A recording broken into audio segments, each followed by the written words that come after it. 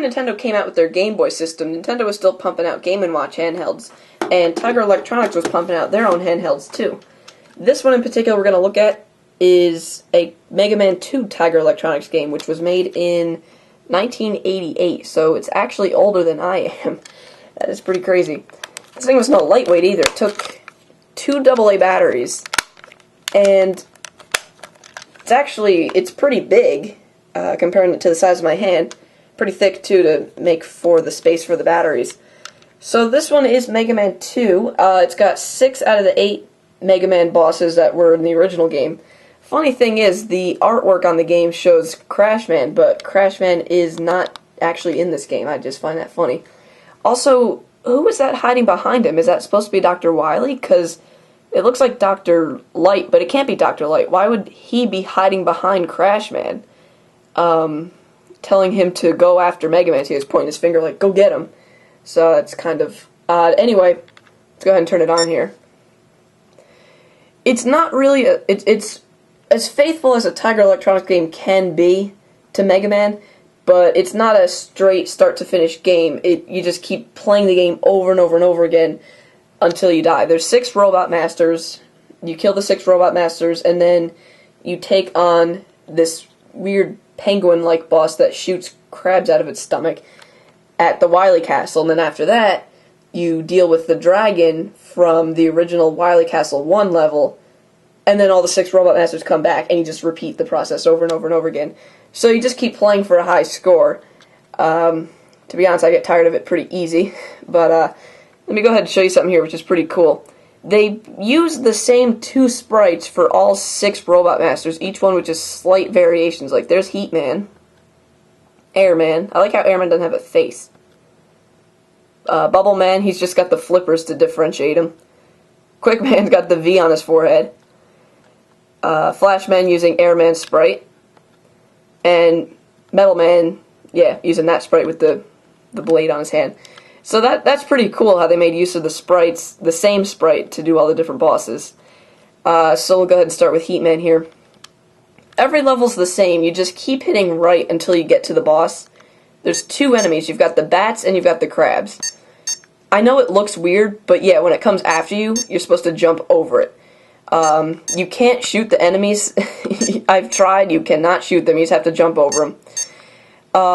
You just keep going to the right till you get to the boss. What's weird is your Mega Buster even has a limit to how much you can use it. Just like the real game, you pick up health capsules and weapon refill capsules. I've only got my Mega Buster now, so I'm just trying to get to the end. I just picked up some health. Alright, so now I'm at Heat Man. And Heat Man, you just keep shooting him until he dies. Just keep on shooting him. Keep on shooting him.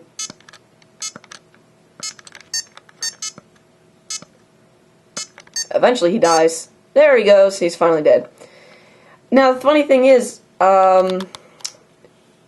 Woodman's not in this game either, so normally I'd go to him now that I beat Heat Man, because I'd be able to easier beat him. I've got his weakness, but the weaknesses in this game are different than in the original game. Like, Flashman doesn't hurt Quickman that much. It just affects him normally. So the weaknesses are all different, so you have to get used to a whole new weakness system and just experiment.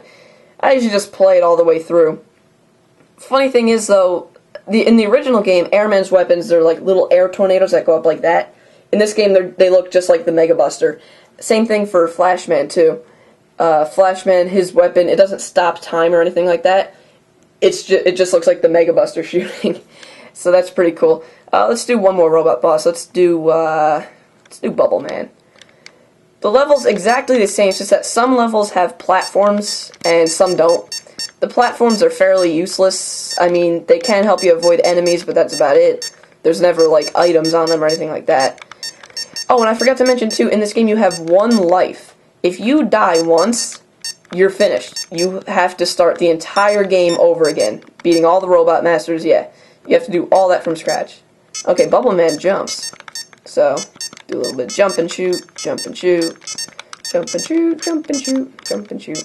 You know, I should have done Bubbleman first, because in this game, they did keep the weakness where Heat Man is weak against Bubbleman. So, I actually should have done him first. Oh well. Oh, he went Wait. Oh, I ran out of ammo for my Mega Buster. I gotta go to the Heatman's weapon. Wait a minute. His weapon's not doing anything. So what do I gotta do? Do I just have to die on purpose? That's no fun. I think I have to actually die on purpose now. Because, if the robot boss is getting hit, if he's getting hurt, then he'll blink. He's not blinking from this, so he's not getting hurt. And I can't use my Mega Buster. I'm out of juice. I'm dead. It's it. Game over. I got stuck. Well, it's not the most exciting video game, but for 1988 it was pretty good, because think about it. There was no Game Boy, so the only way to have portable gaming was something like a Game & Watch or something like this.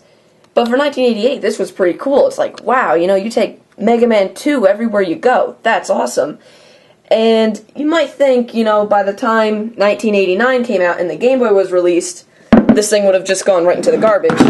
But not necessarily. I mean, not everybody had $100 to shell out for a Game Boy, plus $30 per game. You know, not everybody had that. And Tiger Electronics games, they did last long after the Game Boy came out. And, I mean, you still see them in stores, you know, like Walmart, for example. You still see games like this being sold, so they're never gonna die anytime soon, at least. This is definitely fun for a collector's item. Nothing I can see playing for hours and hours, though, because it really does frustrate me. I mean, the Mega Buster has a limit to how much you can use it? Really? Did they play the original Mega Man game? Oh well, that's my review of Mega Man 2, the Tiger Electronics version. One more thing, I was looking around online. They have a Mega Man 3 Tiger Electronics game. I'm going to see if I can get my hand on that one of these days. Funny thing is, though, there's no Mega Man 1 Tiger Electronics game. They just went right to 2 and 3. So, who knows? As always, guys, thanks for watching. And you know what's funny? You know what's actually free? Subscribing to my videos. That little yellow button, like over there. Just saying. But thanks for watching. Thanks for being fans. And that's been Mega Man 2 Tiger Electronics.